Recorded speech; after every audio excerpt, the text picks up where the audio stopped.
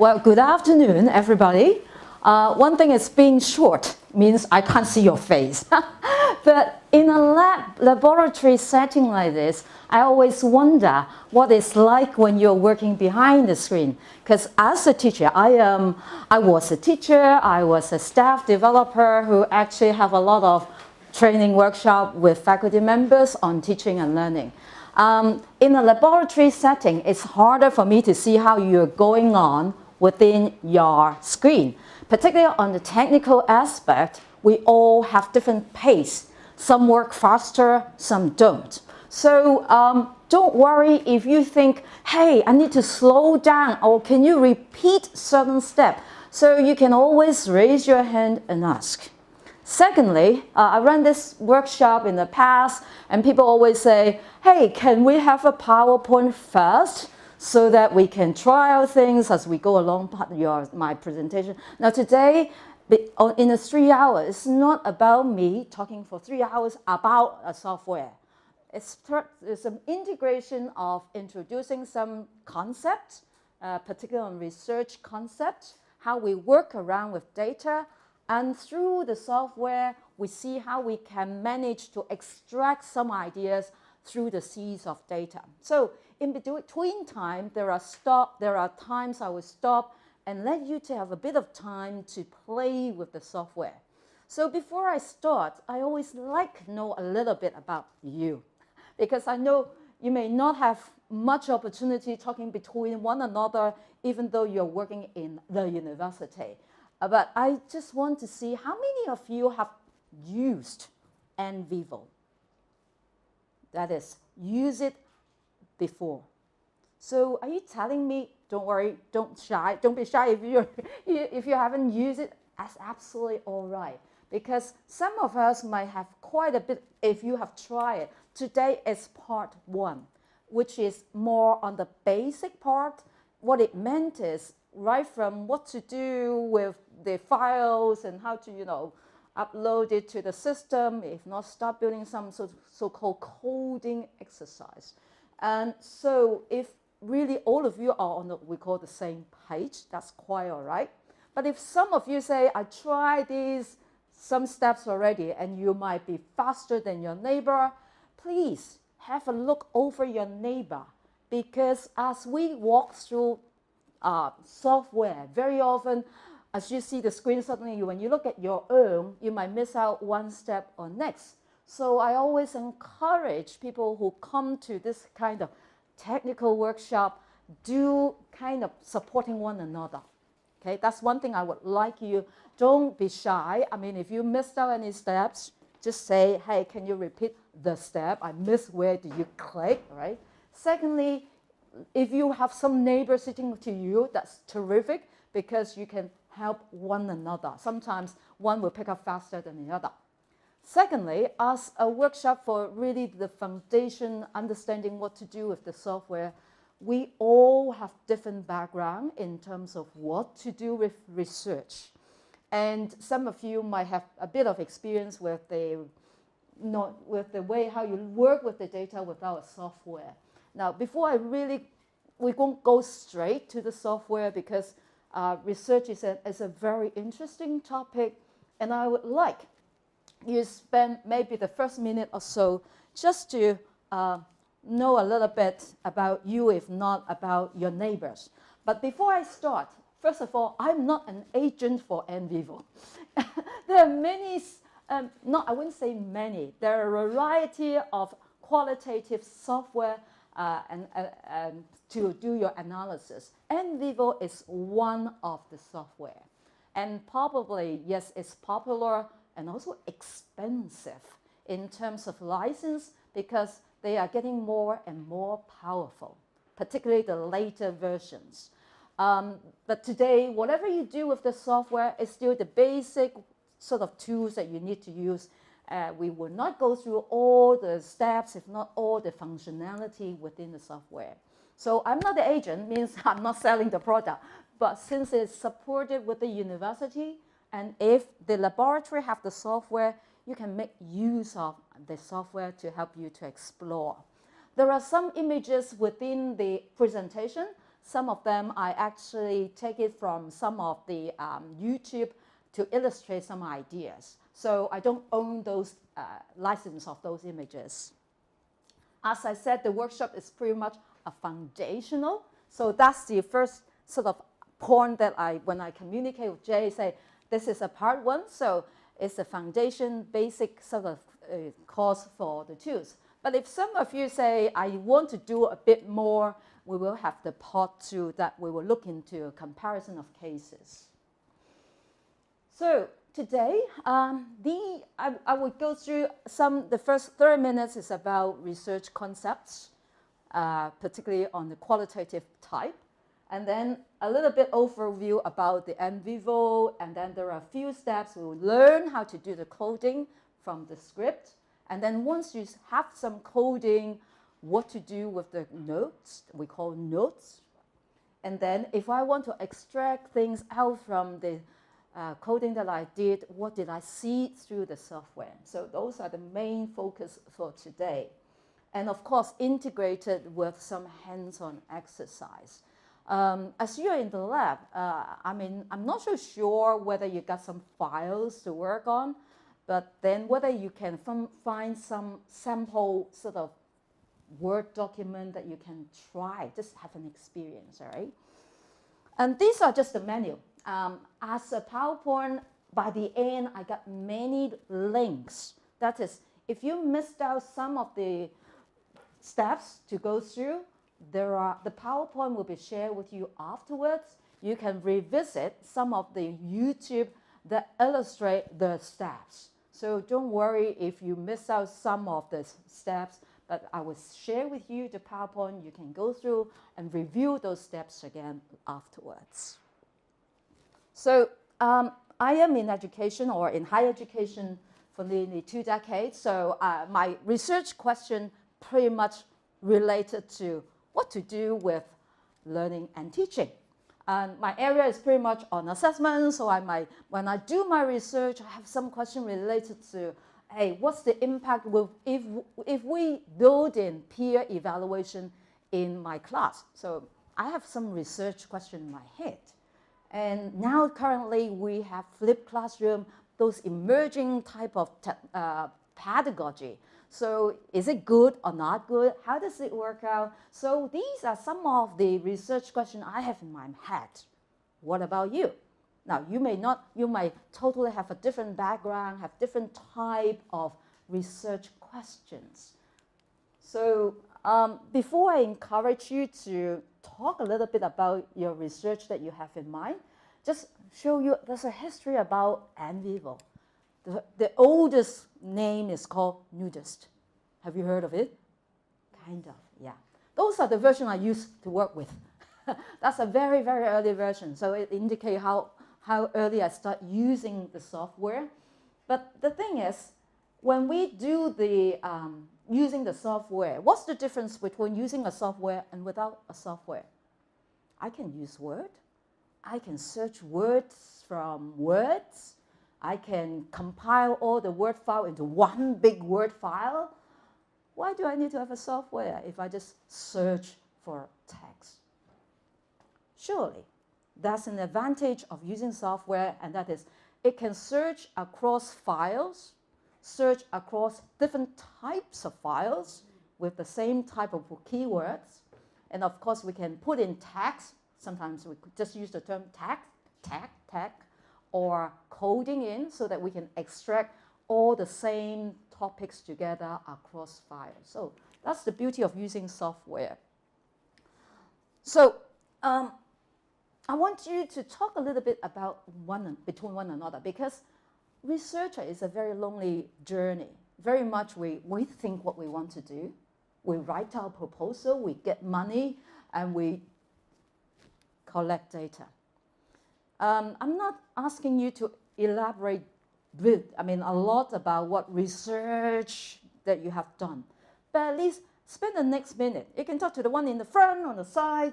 Just go through, hey, what you have in mind, how you going about in terms of, if I research in the area, am I going to interview someone, or am I going to approach some institution, or I just collect data from the internet, whatever, okay? I just want you to talk a little bit about your own research first, because that will bring our mind to what exactly happened when we do research. Okay, spend the next minute, talk to your neighbors. They're your neighbors, okay? Talk about what experience that you have, whether you have done quite a number of research, or you yourself transcribe interviews, or you got a team to work with you. Talk with one another. What's your experience?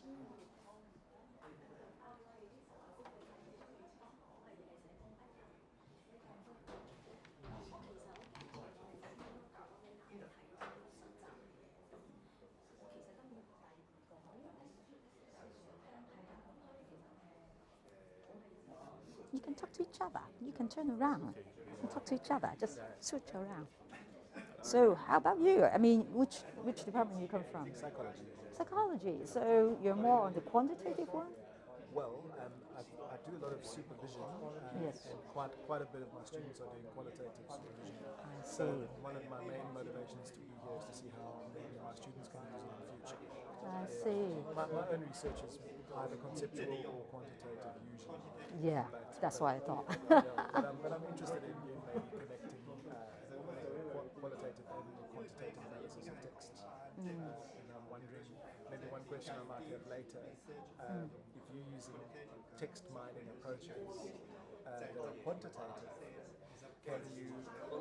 I'm wondering if it's easy to compare, if you've done your own coding of text, is it easy to sort of compare your categories together with, for example, topics that have been mined By the software, even through the software. I mean, there are the text search, that is word search or phrase search through the system. Today, towards the later part, we work a little bit on that direction, and then you will see the difference. The difference, that is, if you do it piece by piece, individually, and then compare what you get out from the system itself. Yeah, yeah, yeah. Can I have a look when you have sample project, whether you got some data in to play with? I haven't tried. Yeah, because at the moment, as a blank project, there will be no files for you to work with. So they got some files there, then you can, that's just a description. Just, yeah, click there, any one of those. Yeah, you got some files there to play with. Okay, Yeah. so is this a text file or is this No, that's images. That's image. So interviews, click the interview. Yeah, you got some text file for you to play afterwards. Great, thank you. Wonderful. See?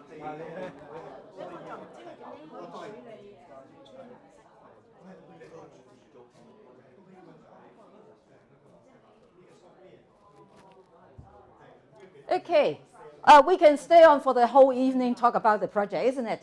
But one thing is, do you have any emerging question that you have in mind, or something that you think, oh, I'm doing research, but there are some aspect, if not some area, you're kind of unresolved.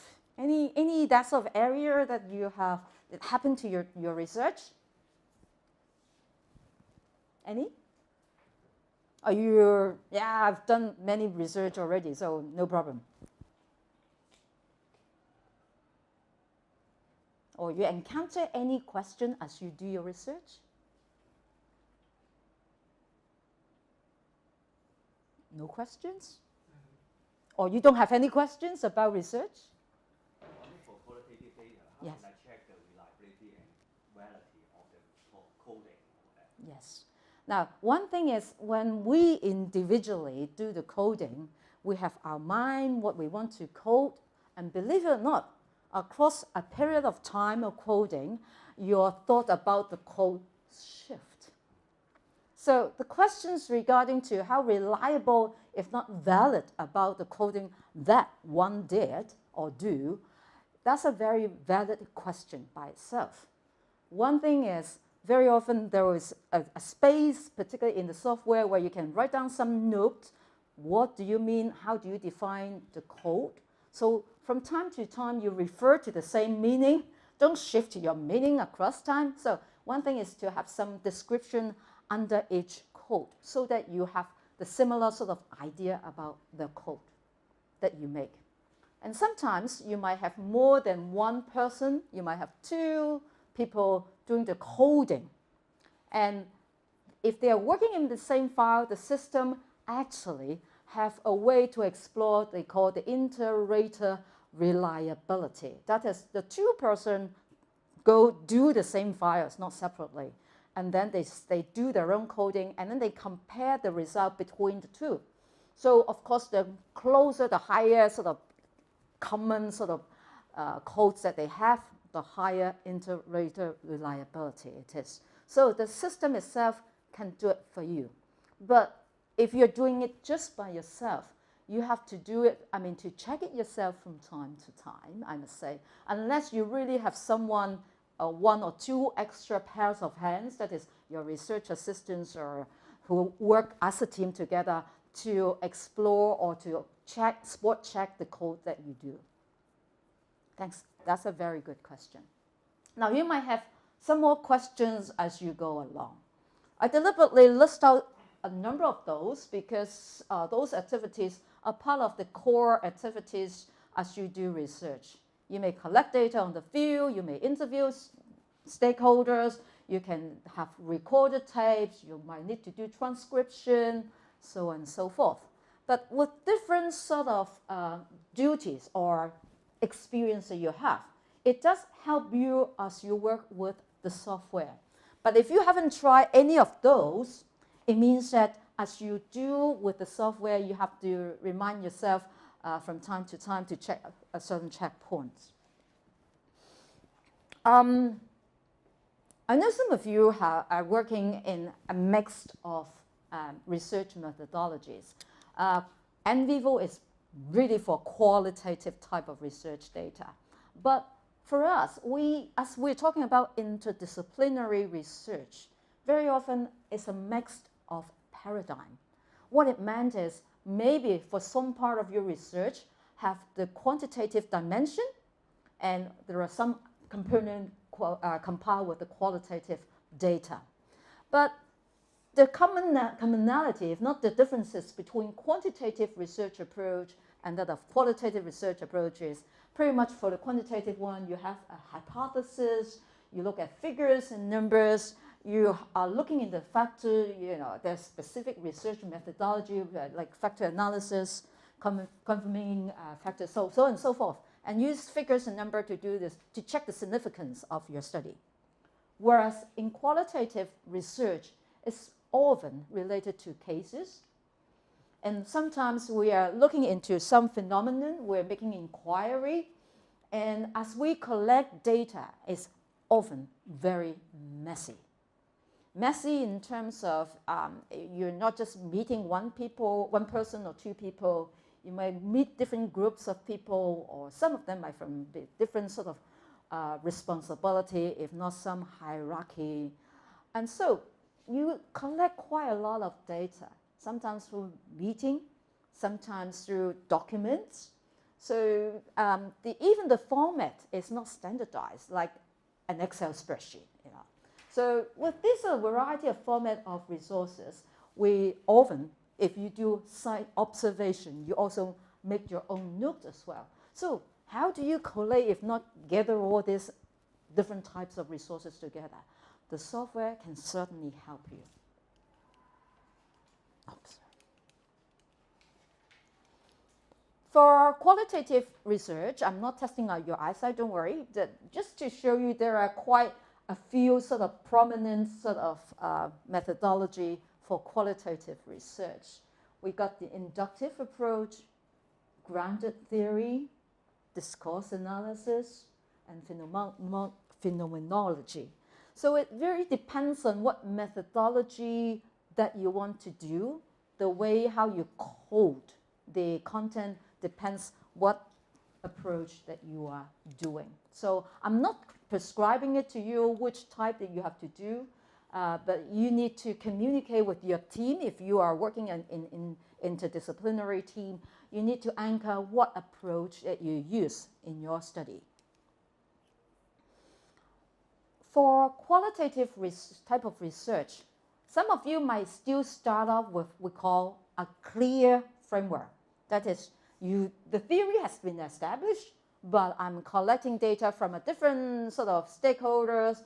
Then I want to use the same framework, if not theory, to maybe revise the hypothesis, if not the theory. But you have an established sort of framework in mind as you do your questions or research questions. So we call this a defined framework. So you have a theory behind and then relate to your research questions. So it's pretty much step-by-step collecting data and fit in the theory. We call this deductive. The other possibility is it's not a theory, but as you do your study, you have some kind of framework. And for this, as an example, this is a framework about a blended learning on part-time degree program. So it looked at the student, it also looked at the program itself, the teacher's pedagogy, the possibility, because it's blended, the face-to-face meeting time, the online environment, and the student self-study sort of resources. So there are different aspects that might affect the overall outcome of a blended learning approach for part-time students. So you have some aspect, if not some framework, that relate to one another as you do this study. And another example, it's about healthcare network. So this is a much macro, bigger scale. It looks also into the policy and also the frontline people who do the services, the healthcare services. And at the same time, the clinic, different regional clinic, how they provide services, and then whether the services meet in the policy set forth by the government. So this is a very gigantic, complex sort of project that they need to look into. Even with this sort of ideas, what it ends up at, wow, a mess of data.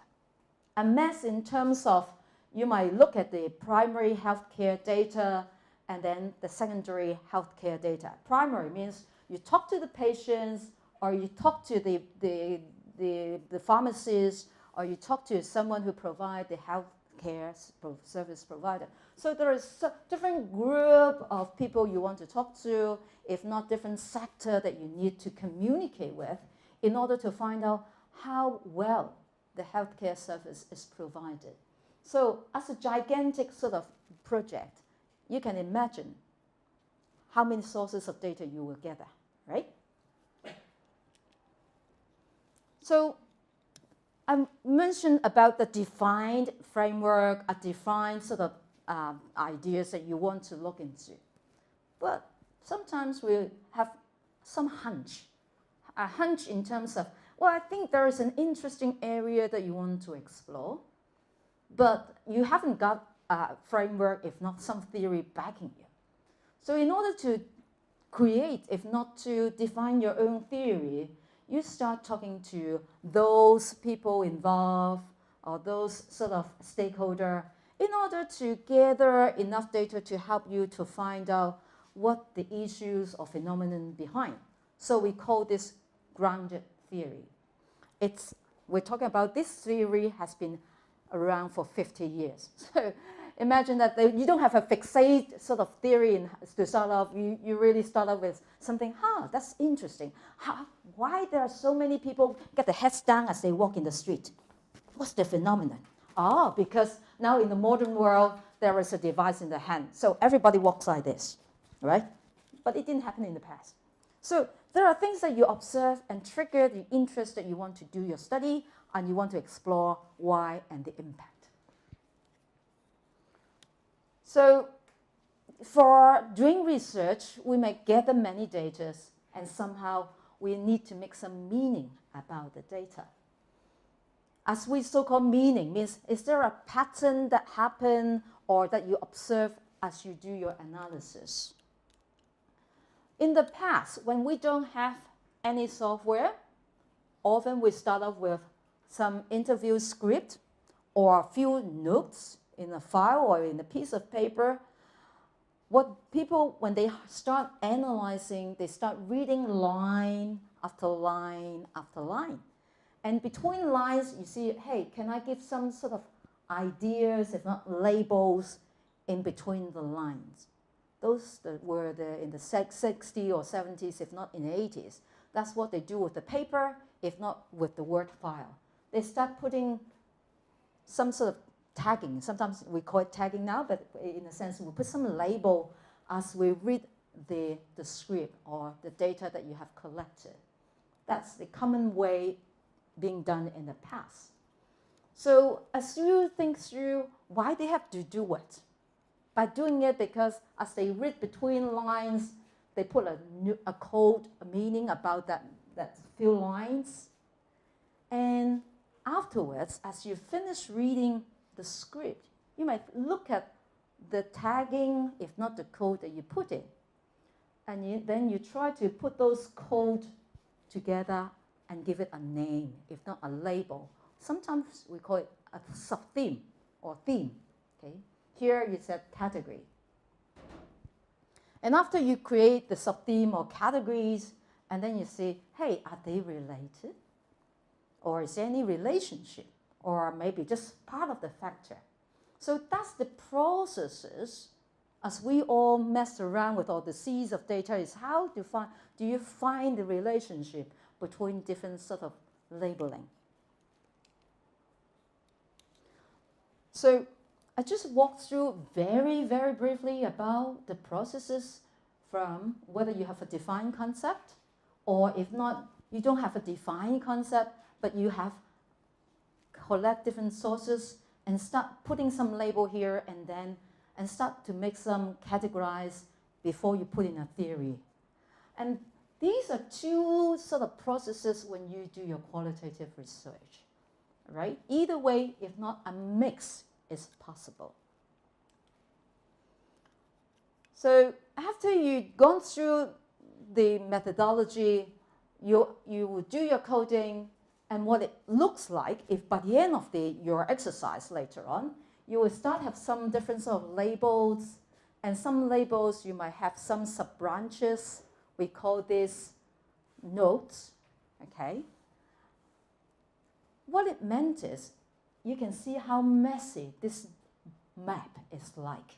So as you then have an exercise with the coding, you start to think, well, how many label I can put or how many coding I can put, if not how many layers I can have after you try it.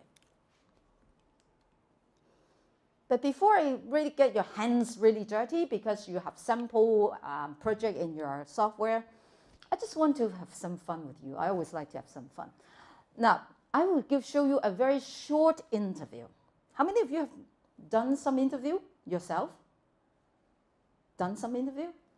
Being interviewed? Or have done some sort of, we call this sort of collecting qualitative data? Some, right? So some of you haven't. Okay, so let's have some exercise, have a few. Now I want to have to collect data through talking to some stakeholder, right? So on the left is the interviewer, on the left, sorry, that's left, that's right. Yeah, this is the student. So as I play, this is a very, very short video. I want you to pay attention to in terms of what sort of focus for the interview. What do the researcher want to find out? And whether you can put in some area actually the processes is about. Okay? Are you ready? Right, let me.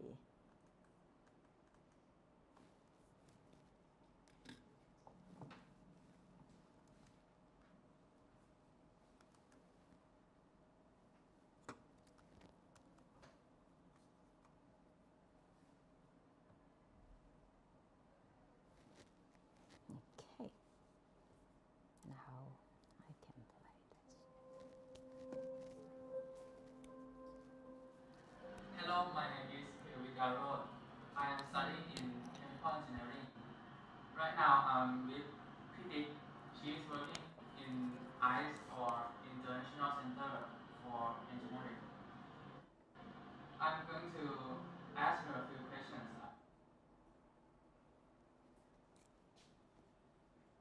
there is live YouTube.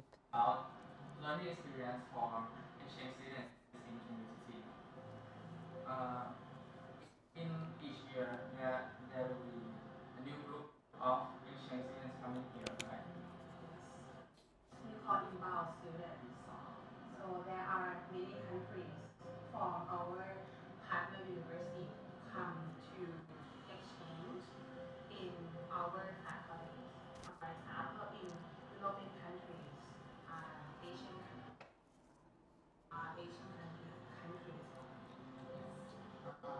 How long do they have to stay here? It depends. Mostly they come for exchange student, and exchange student we expect them to stay for one semester. Very long. Yes, for some they come here for a couple weeks. They might have got some influence, right? But when it's time for them to go back, do they satisfied with our university? When they going back home, we will give them the evaluation form, and according to the evaluation forms, they're pretty satisfied with our university. But there might be some minor requests from them. For example, about our facilities, they need more some kind of technologies, items to support them in this study. Including about their housing. They prefer to live on campus housing. Yes, mostly they are staying outside. Yes, off campus. From my survey project, we saw that there are some of them that they have some problems around miscommunications issues. Some other students or sometimes the subject that they want to study have no English version. Yes. Do you have any idea on solving these problems? Yes, we also got this comment from many foreign students, and right now we try to pass this message or convey this message to the head of department, and department try to talk to the lecturers. And right now I think we try to ask them. Okay, I'm not going to play the full interview, but this is the interviewer is a bit not so experienced, you can imagine, or you can feel it. Now, with that only about 3 minutes, or I mean, after the interview, the next step is very much to type out or transcribe the question, the answer, right? But without doing it, we have listened sort of closely about the interview process. If you're now as the researcher, principal research investigator, so what are the core sort of interests about the research is about? And what sort of issues that the students or the people being interviewed has kind of explained, if not elaborated? I want you to work in pairs or in threes. You can just talk about, okay, what are the major focus of this question is about? What are the major focus? Okay, spend the next minute, talk to each other. You heard the interview, now you need to work around what you get out of the interview.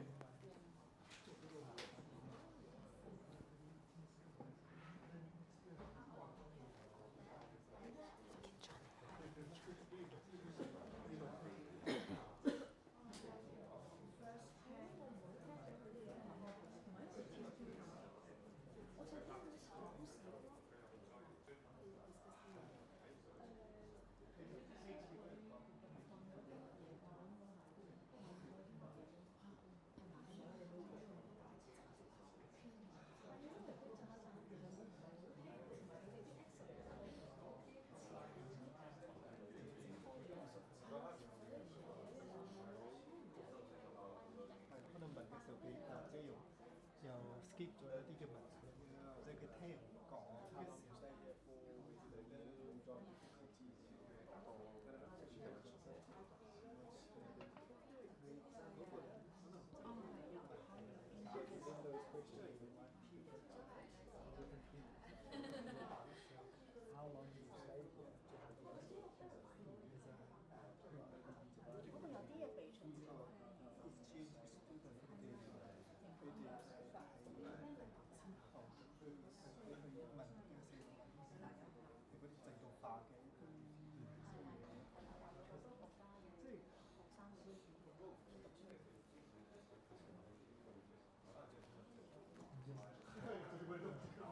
So what's the central focus about the interview?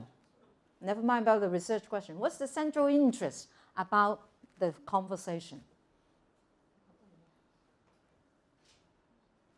Anyone? Life of exchange students, right? Because they're asking about the experience about exchange students. Any other point that mention or related or issues about the exchange students who study in the country?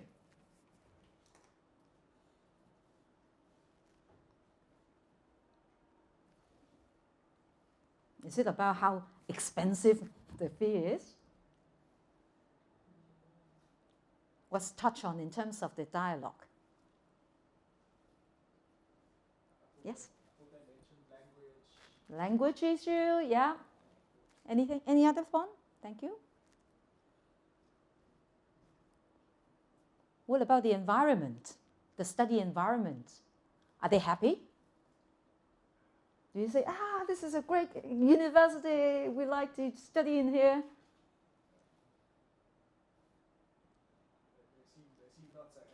They seem not so happy. Okay. It's easy to talk about things that are not so satisfied, right? So actually, because I didn't really give you a full-blown in terms of the full script about the interview, but just to have a flavor. So we have certain focus in terms of the study, but at the same time, as we unpacked the concept, so you can see, it's about the international student exchange program, and that's, if we listen more closely, it talk about the experience, and also whether they're satisfied or not. What about the implication in terms of the university? Do they need to do something about the policy? If you listen to closely the full interview, then you can so-called tease out some component of the conversation.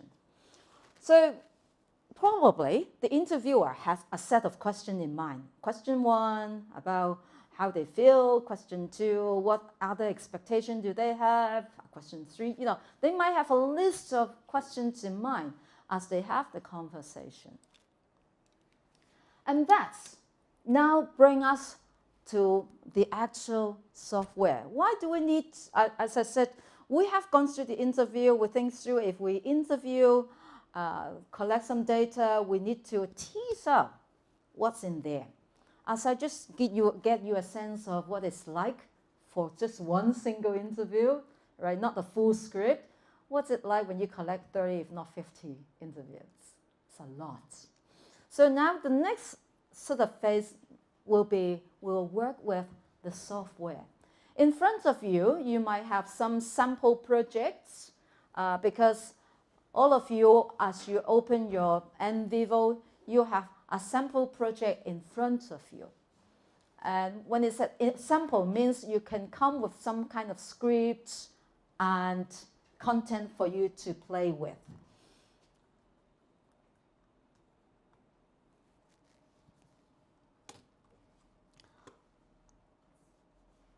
Before you go into your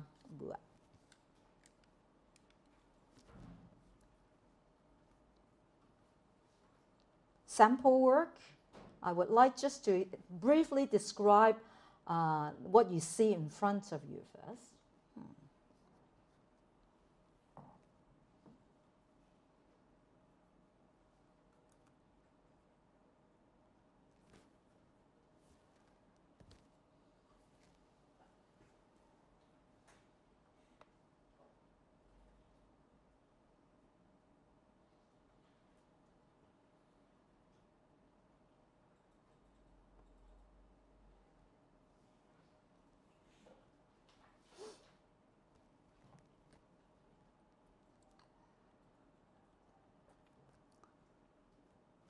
if you click any sample of your NVivo in front of you, you might be open with a sort of like a panel in the front on top. The software that you have is NVivo 11. And this is the NVivo that I'm using, which is a little bit similar to what you are in front of you, except that when you click the sample, you have a file, a series of folders next to you. Can you see it? Because my screen is different from yours, because this is a live NVivo files that I have. I'm not using a project, a sample project that you are using. This is my own sort of library, my own NVivo. But as you click open any sample work, have you all click open? I need to go around a little bit to see what's in your screen. If you click your sample project, yeah. Okay. You haven't got your. Anyone can help her to open this one? Oh. Yeah. So sample projects. As you see in your sample project, the first thing that you saw is a description with different panel. Instead of clicking many things first, I just show you what's on the top. You got your home. On home, there are different tools on the top. One is to create, one is data, one is analyze, query, explore. Today, we focus more on the data. At the moment, if you click in your source file, your source file, you will see there are an internal folder on the top left, right? And underneath, you have a number of folders. If you click interview, the folder on interview, yours, not mine, okay, your screen. There is a folder called interview. You will have a number of files there in your PC, right? Can you see it? Anyone? Can you see all your files there? So actually, these files have been imported for you as a project. But if you need to import your own files in, yeah, if you open the interview folder, if you click it, you will see there are a number of scripts there. At the moment, they have import the files for you. But if this is the first time that you use it, you need to import the files in. Now, how to import one more file in? Then you need to go to Data. Now, if you want to import documents, then you go to the document. In your PC, do you have any files in your PC? Sorry, because in the lab setting it's a bit different. Do you have any files in your PC?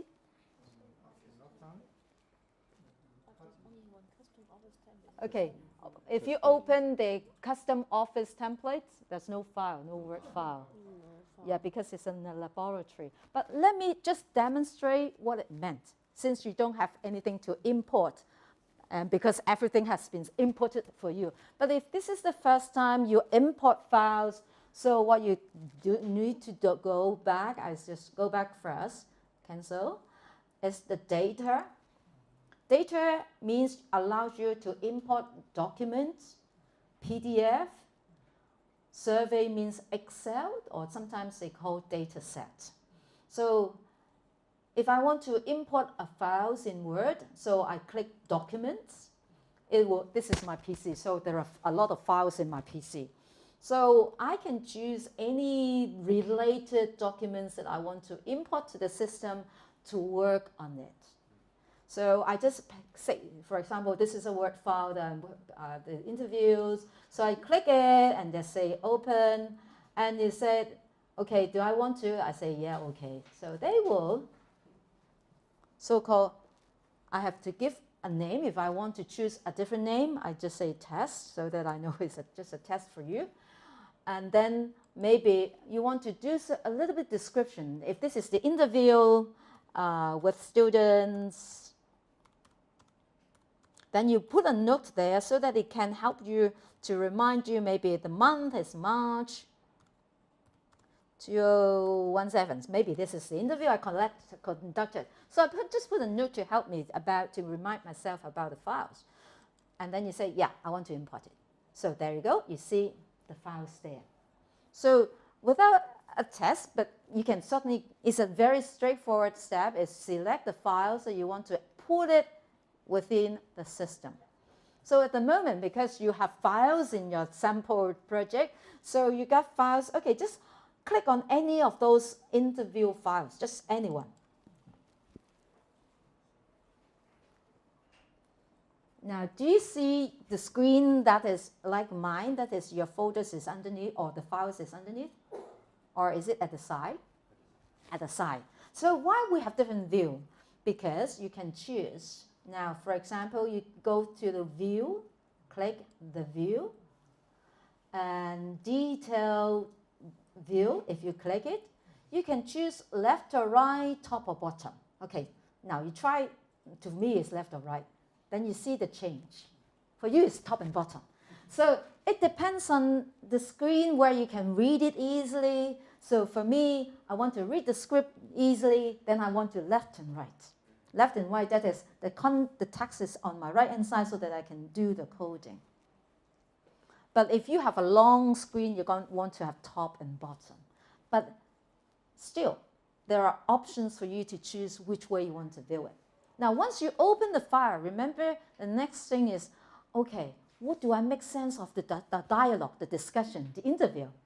Now, I want you to spend the next minute, because you have clicked open one interview script, right? You might have different interview script, it's okay. Just read the first page. Now, you might work at different focus interviews. Say, just click open one interview. Spend the next minute. Read through the question, the responses yourself first.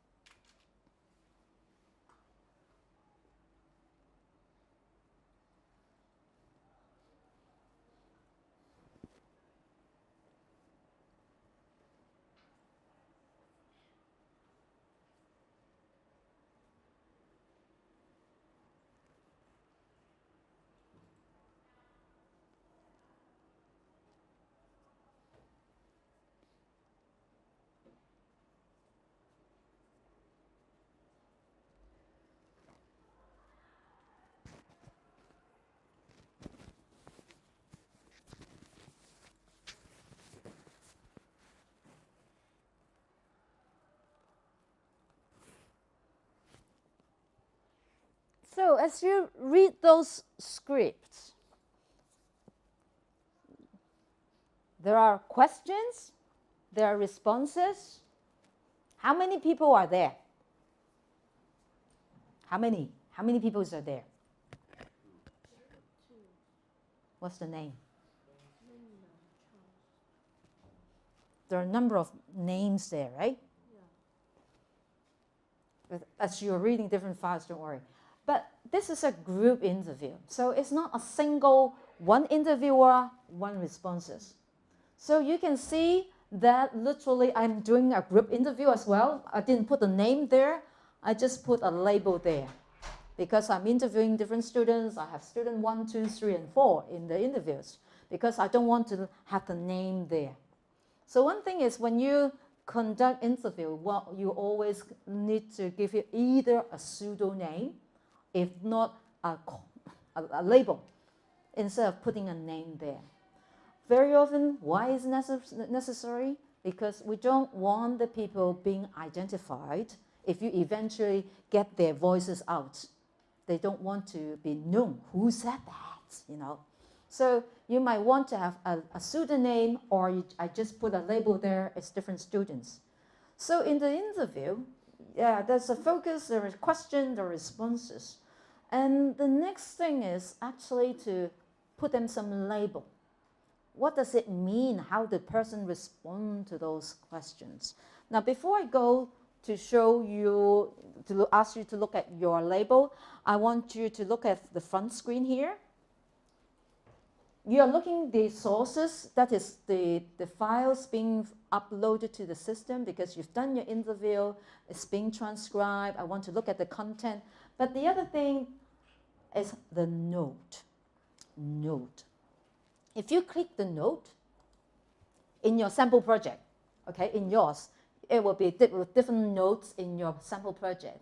You will see there are things that I have given a label.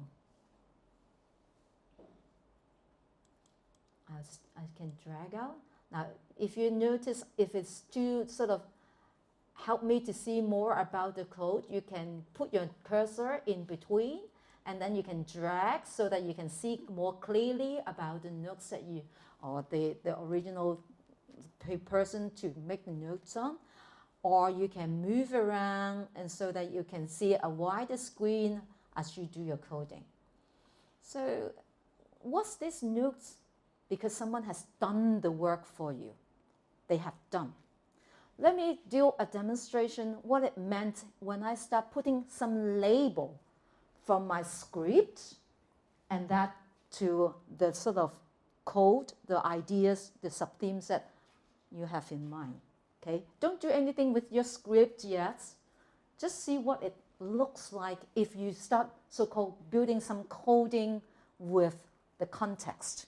So you got the interview, you got some student talking about different topics or ideas, and there are some built-in sort of labels being coded.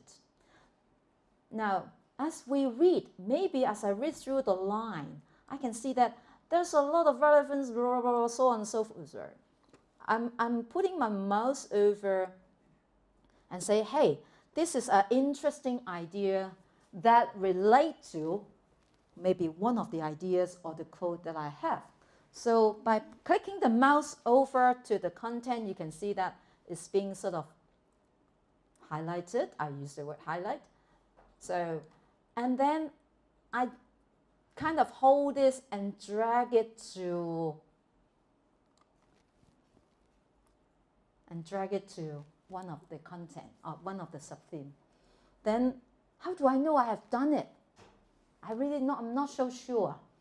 Now, if you go view, click the view, there is called coding strips. Coding strips. So if you click coding strip, show all coding strips. Now you got one panel over to your left. Now see again, watch it again. Now early on I have kind of say, read the key information. This is something I think is important and relate to my coding. Then I put my mouse there, highlight it, and then once it's highlighted, I'm then hold it and drag it to the real patient, and see what happened. Now you look, if I drag it over, the scripts here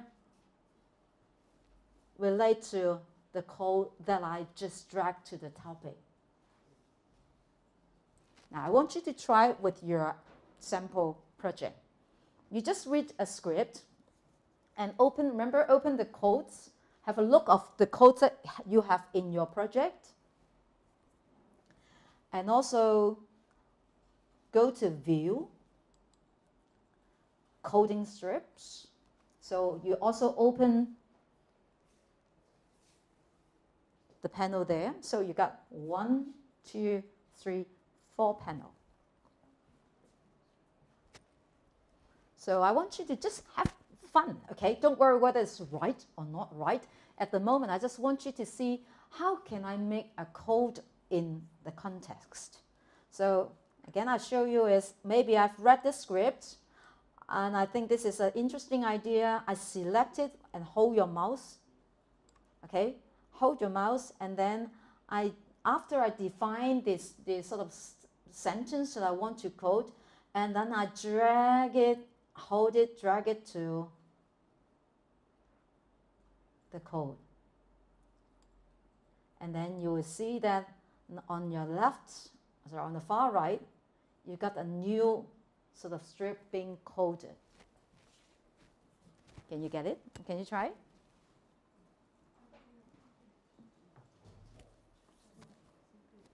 Just play with it, okay? Don't worry, it's right or not right, it's okay. You have your coding, someone has done the coding for you, some of them, and then you just try, hey, I want to do more coding. I select some content and then drag and add more coding in.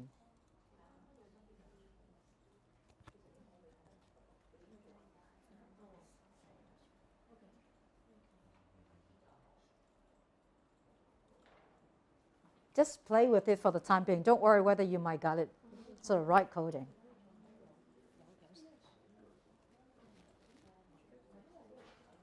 And then just drag it to one of them. Yeah, and then boom. Then you got one more, right?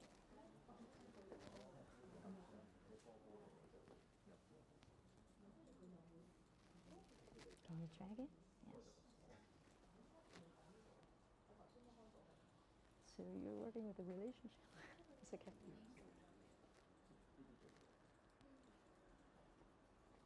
So it's quite straightforward for you to do some kind of coding with the system, right? Just read it, and with your head, you're thinking about, oh, how does it relate to the coding? Which one is related to the topic or subtopic? And then you just let go. And then you add more of the codings in.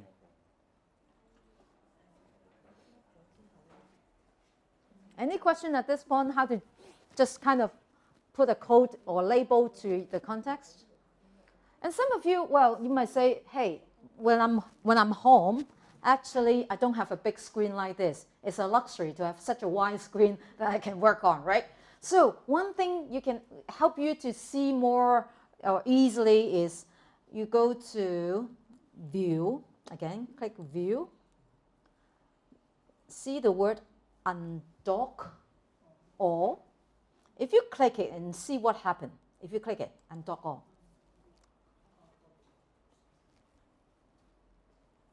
Something, originally it was into the frame, and now you got a free, we call floating.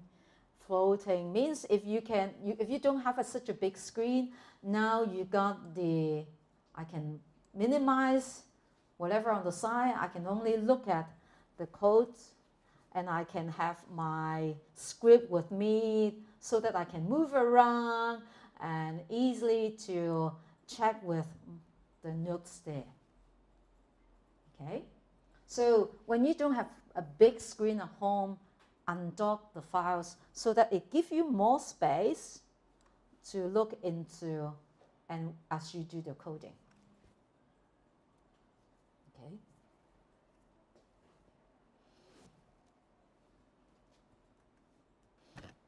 Okay, I think just leave the NVivo for a minute for the time being, because that's really the first step. The first step is really get the files into the system. The second step is really read through line after line and then give a label to it. By giving a label, it means we have to sample what it's like when you look at your work. And how much do I go through? We have 20 files there. Do I go through all the coding and then work through the 20 files? In fact, you can trial maybe just the first few files. I call 10%. First few files, and how it relates to your research questions, and then see whether the central ideas kind of stay on, if not shifted. And by doing so, don't go through the 20 files. Just go through the first two files and see whether it works out the themes. Because as one of you mentioned or questioned, oh, are we making the right code? And sometimes I'm just going quickly, and sometimes my ideas shift. So just sample 1 or 2 files first and see whether the coding is the right label. If not, that I can build on. If not, I need to rename, if not recall or change the concepts. So one thing you need to be aware of is don't go through all the files, but go through just some of the files.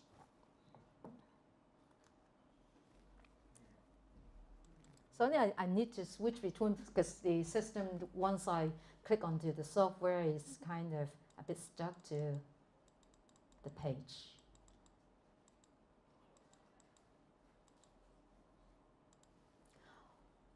What we just did is actually dragging the content into the coding that we have started. And I just said, if you want more space, undock so that you got more free space, and also view the coding strip so that you know what you have coded and what you haven't. And sometimes you might have files maybe in a table. For your sample work, you may not see it, but as you write your script, some of you may have files in a table format so that I know this is for the interviewer, this is the student A, and the next is the student B. So you might create a table in your Word as you do the transcription. By doing so, you can still code the content within the cell. After you do it, and then if you read and extract it, you see the whole table in the context, not just the short sentence, but the whole table will be displayed. And there are many ways to do the coding, and the one that you just try is just some sort of coding has been established. Now, I want you to go back to your system, and this time I want you to try something different. Let me close the PowerPoint first so that it will be displayed. Now remember, you are working with the codes that's there, and this time I want you to give a new note in your sample project. Okay, with your sample project, go to your sample projects. This time, I want you just select the top, whatever notes that you have, right click, you know with the mouse, you got your right click, and you see there are new notes that's a label there. There are choices for you. You can cut it, you can copy it, you can delete whatever work that's been there. Okay, as a sample project, it's okay if you do something there. Now this time I want you to create a new subnote. That is here, that's the parents, and now there is a subnote there. I want to add a new subnote by right click and then choose new note and then give a name. As I said, it's just a testing. I'll just go through it with you, and then you can put your description there, and the note will be under the previous one, and you click OK. So you see you create a subnote under the first note.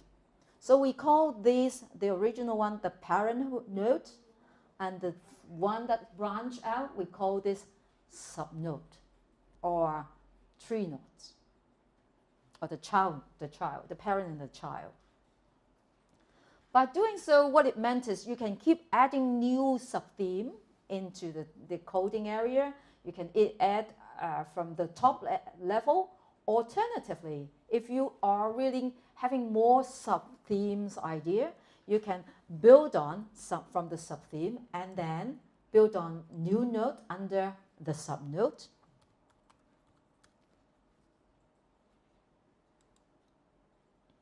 And then click OK. So you can see they can keep branching out. Remember that it can be very cumbersome, it can be very complex when you do the branch out. So it's easy for you to create new notes, if not the child or the grandchild. Okay, easy.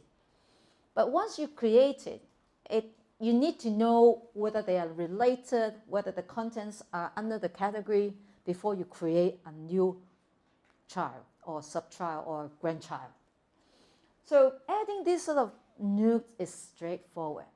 The hardest is for you to really look through the content and think about what are the subnodes that under through the parent.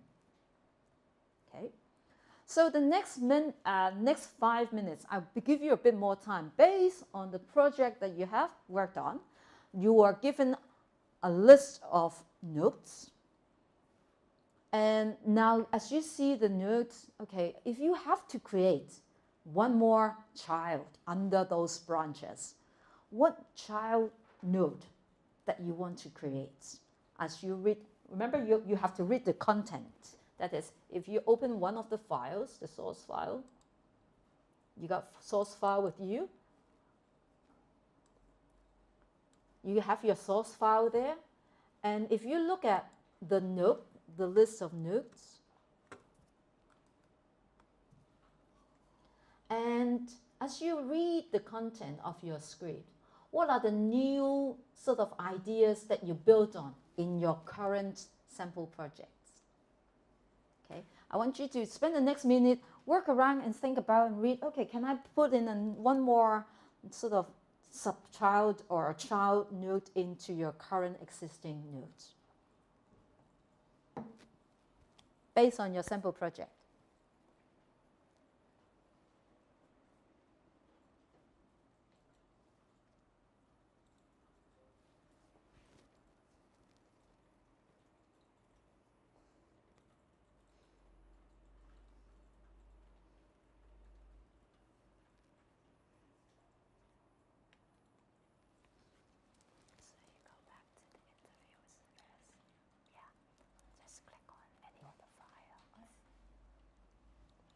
Those video, don't you go for the document. Document. Yeah, so you got the documents, and then now if you open it, so there is some description about different sort of category of the content. Yeah, sure. Yeah. On the top. Yeah. So I want you to see. I try. Have you? You tried it? Yeah. Okay. But I don't know how to move, highlight something. Oh. Okay. So if you use the mouse, okay, if you hold the mouse, now just hold the mouse, and then hold the right click, okay, and then let go and stay. Yeah. Okay, you try it now. Okay. Highlight. Yeah. You just do the highlight, drag. Okay. Highlight more. Yeah, that's right. Okay, and then you drag it to one of those. The just point is highlight it first.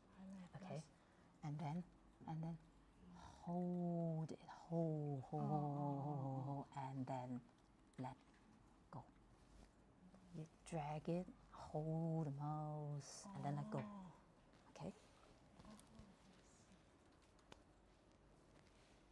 Yeah.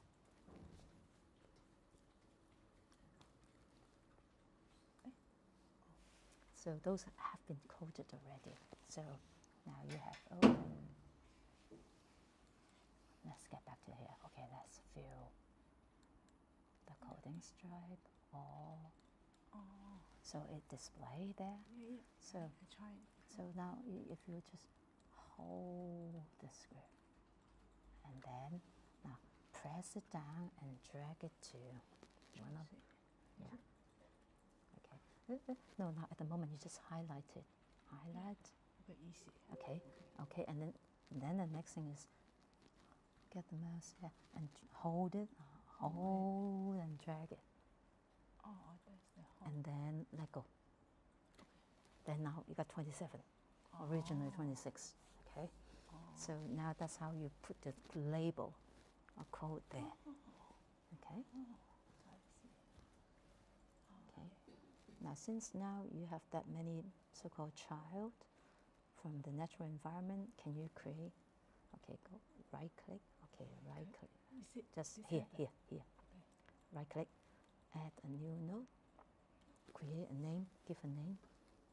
Just give a name.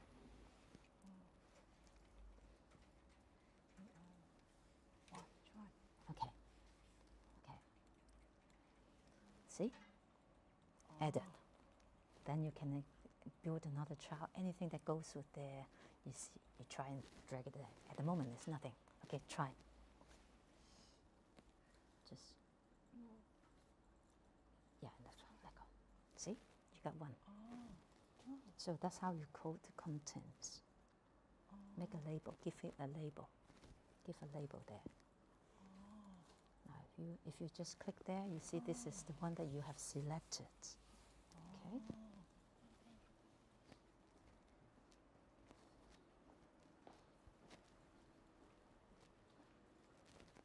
Remember, you have tested and add new subcoding child there. Now, afterwards, you say, oh my God, I got just too many, too messy. What do I need to do? You've done quite a bit of work. Do you want to delete it? Well, maybe those coding that you did, sorry, I haven't done anything. Let me just play with it, okay? Something like this. I drag it over there, and then I got another paragraph, and I drag it over there. So after I've done quite a bit of work, so I got some label there. But then I thought, those are too similar. I really want to just kind of put it under one instead of two. There are too many sub-branches, too many. So I want to reorganize my notes because there are too many. They are very similar. So by doing so, what you can do is you can,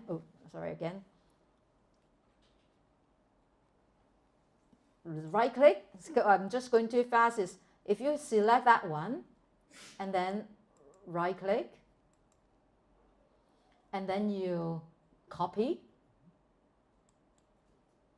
and then put it up there and then right click and then paste. Sorry, it didn't work out. It just add one more sort of, because I pasted, so it just copied there.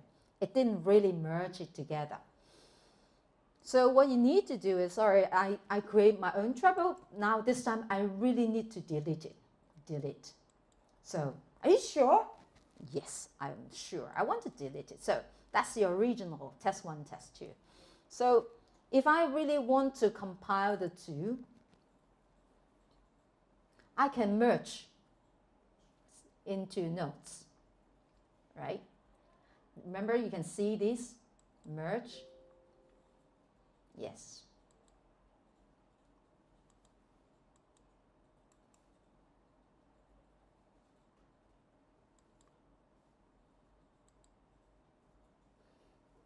And then they will ask you, do you want to give a name since you want to merge?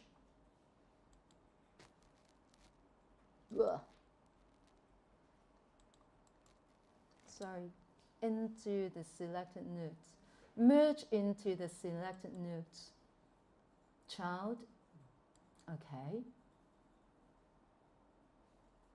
You see, these have been added together because I have aggregated there.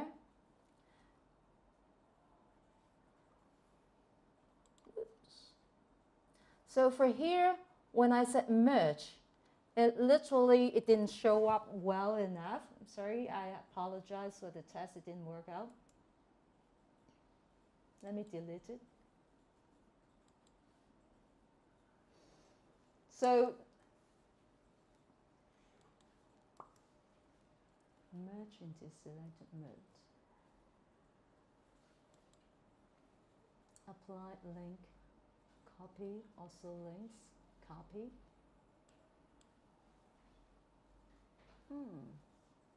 Sorry for this one, I didn't work out right. But I'll check it for you afterwards when I need to merge the two cells, right? Because sometimes when you got too many, I want to so-called clean it up because I got too messy.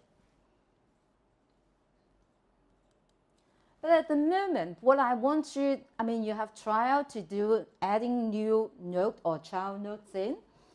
So we have kind of walked through coding and also keeping this coding strip on side so that you can see what you have done. And you can also work with any dominant theme that has come up. Now, you have done some hands-on. At this point, what do you think of the system?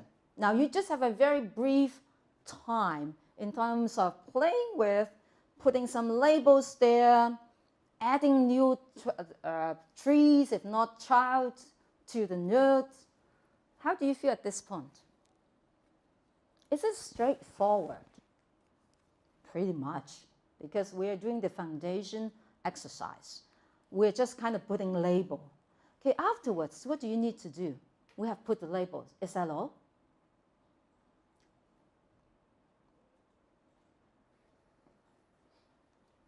Well, we have kind of, originally I want you to organize a little bit of the codes so that it can be sort of clustered more together, but I need to check out a little bit at the break time. We have create notes, we have create parents, we create sub-themes. By doing so, sometimes we may be off track in terms of what we're doing, and we need to put some annotation.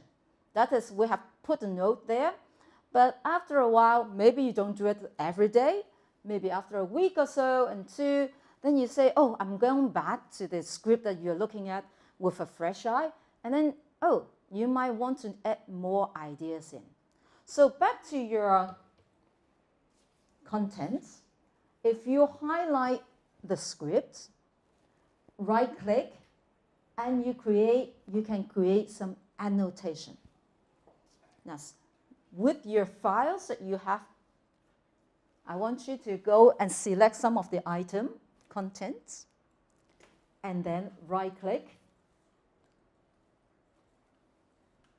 Can you see the link and create annotation?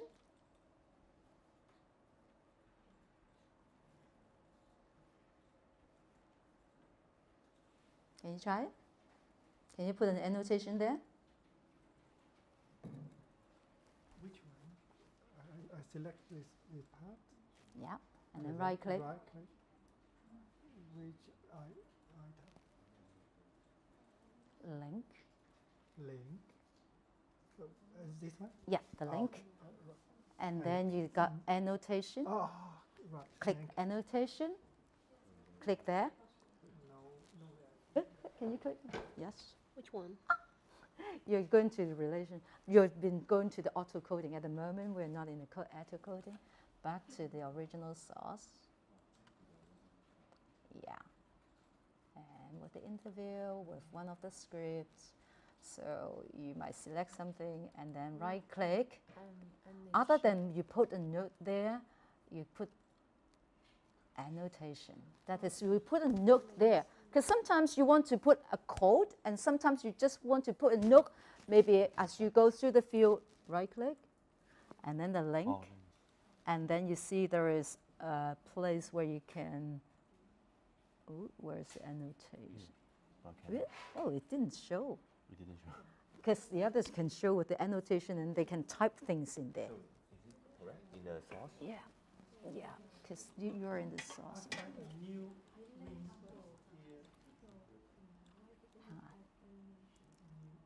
Link.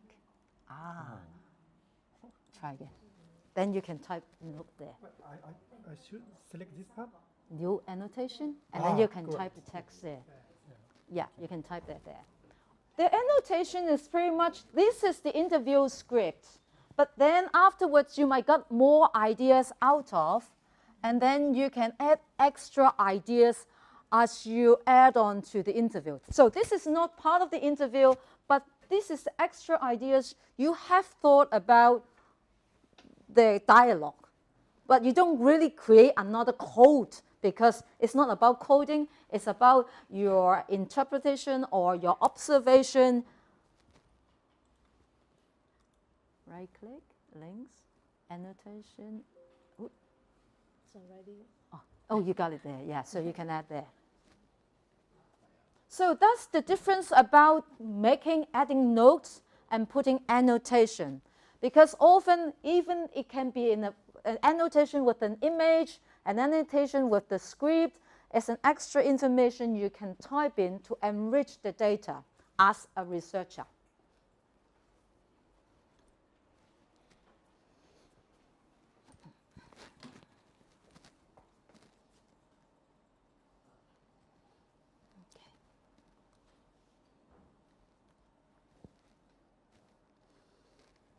So after you've gone through the coding, you might see there are different sort of child.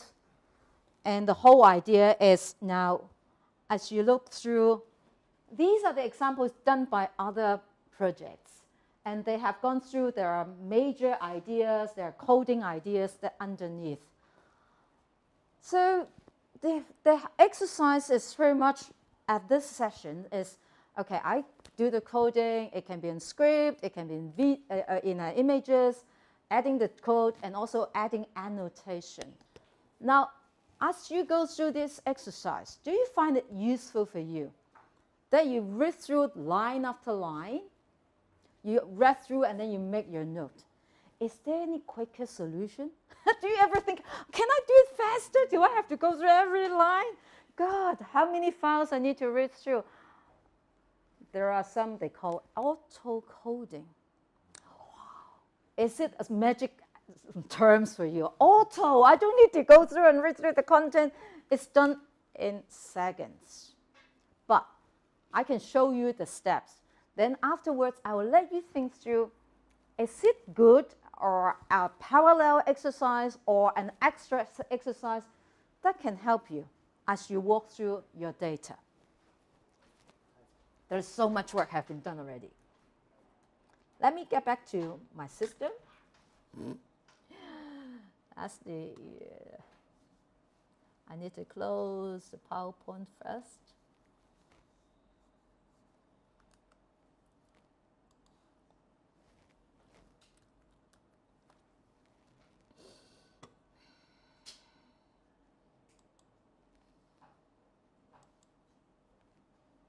If you go to Analyze, back to the top, okay, from your original, remember on the top you got Home, you got Create, you got Data, and you got Analyze. Go to Analyze.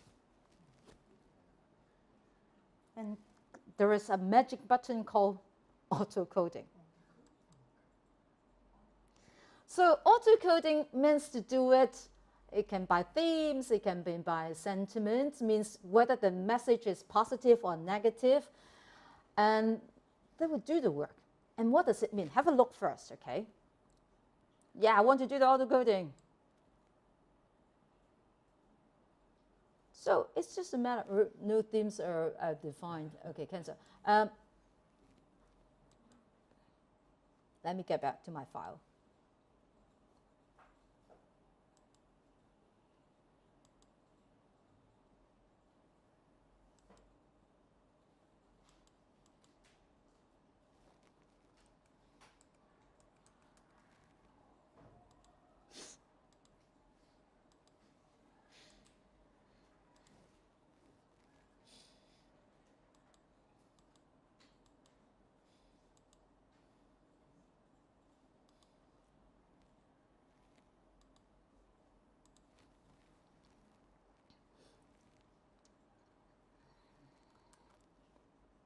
I need to select the files. Now you see how I select. At first, I just say I want to select one. If I keep my keypad, the shift, then I select the files. And then right-click and do auto-coding.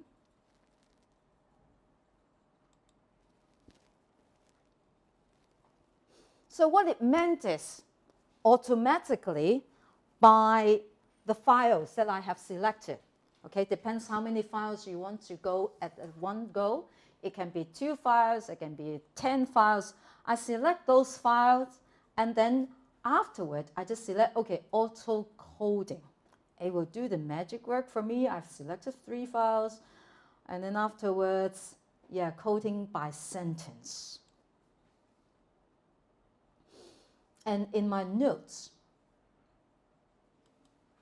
these are the result through the auto-coding of the themes that it generates automatically. So you can work with your sample project. You go to the interview folder, and select all the files in the interview. And then remember, right-click, doing the auto-coding, and see what themes that comes out. I've tried to do that, and the first page is saying code my paragraph styles or paragraph, which I was a bit surprised at. In other words, let me show you what I did. Yeah. So I just Select. selected these three, let's say Yeah. 4, and then I click Auto-coding. Yeah. and then it's asking me about paragraph styles or paragraph. Oh, that's another thing. Because they have set up some style that relate to question and answer. Okay. Okay, if you select, Heading or normal. I'll explain what it meant afterwards. Okay. It didn't go to next. Didn't go to next. Nah. Did it happen to other files or Just any? these. Okay. Is this actually, how is it doing the auto-coding? Is it doing it by topic modeling? By number of frequency of words. Oh, just frequency. Yeah. I'll explain this about the style afterwards. Okay. Right. For your sample files, because there are some style adding into your files, what it meant is you didn't automatically generate all these sort of subtopics right there with your file, because your file has set up with styles. What do you mean by styles? Let me finish it first in my demonstration. When I said with style, what it meant is normally as a Word file, it's just go question, answer, question, answer. There was a quick way if you have a standard question 1, question 2, question 3, across different interviewers, I have that set of questions. So what the systems do is after I interview 10 students, if not 25 students, which with the standard or structured questions, and I go back to the files, original, I just type question and then the responses there, question, responses there. You format your Word file. When you format, here with the question,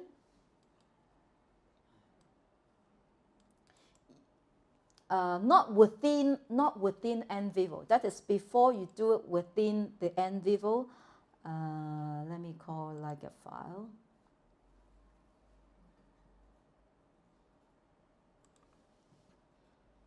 I got a transcript. It's in table. Let me choose another one.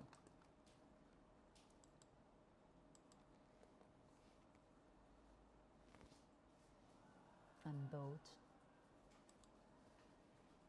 So this is my interview script. So with the question, if I highlight the question and then I check heading 1, now that's called with a style.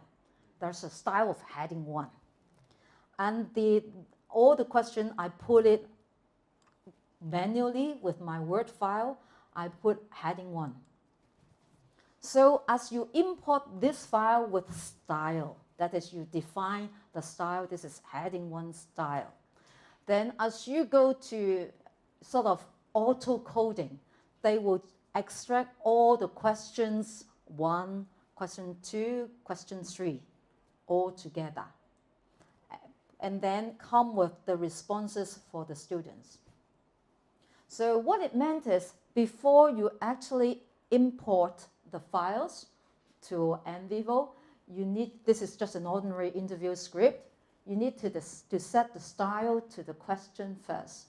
By setting it, then you import it to NVivo, and then as you do the auto-coding, they will ask you, okay, you set the question to the heading to be the questions.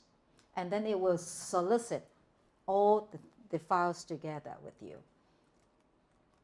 Let me give you show you a video that shows it. It will explain clearly.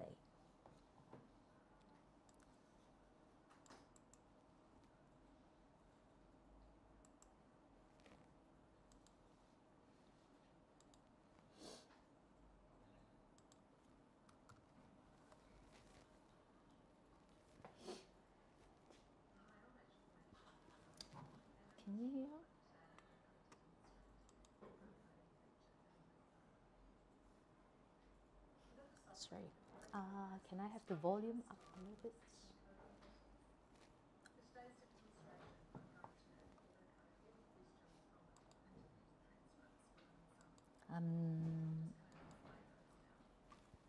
Can you add the volume up?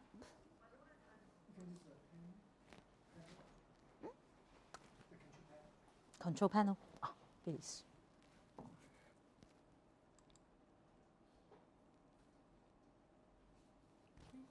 You should be working. No. Maybe Yeah, it's here. The YouTube. see, it's the full The YouTube. How about the YouTube YouTube. platform? Yeah. You were playing the YouTube. Here. That's the maximum.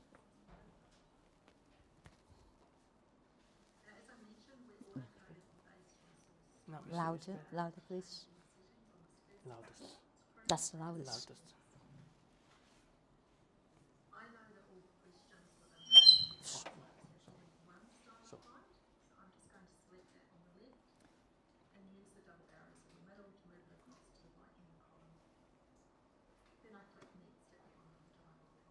Yeah. No. Now I want to save the results of this auto coding to a new node, so I'm just going to change that setting at the top of my script range. I'll leave the location within node. I think it is the loudest. I'm just going to give it a name. I'm going to call it question. Can you hear it? Sorry. Yeah. And then I click finish at the bottom of that dialog box. Now if I want to see the results of my auto coding, I need to select nodes in the navigation view on the left.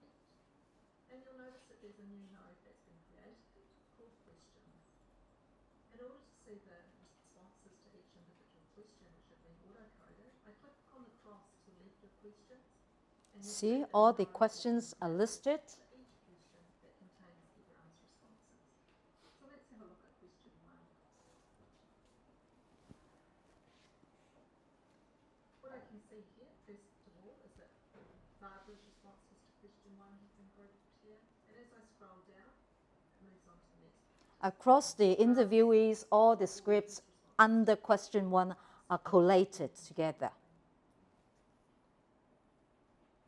Now, as a final thing, I just want to highlight an error in terms of the way that the questions were prepared within some of these documents.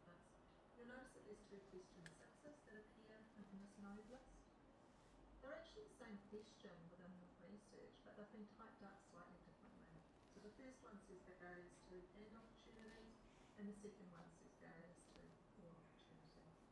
So that's really just to highlight that you need to be really careful about how you prepare your documents. If that was to occur, you would obviously just want to merge those 2 numbers. So now that's an illustration how you can do an auto-coding with a file, a list of files that you have had. So, testing. Oh, sorry. I see. Right. Because you are given a sample script, so they have the style included in, and somehow it may not work out exactly what I just demonstrate. But if you are working with your own file, you set the style in, and then you can do it really quickly. Now back to a question is it a better solution? That's an auto-code first by question, list out all the questions and answer together, or without the question, I can easily also generate an automated coding for you. Does it solve our problem or hunch in terms of our study? Does it work out?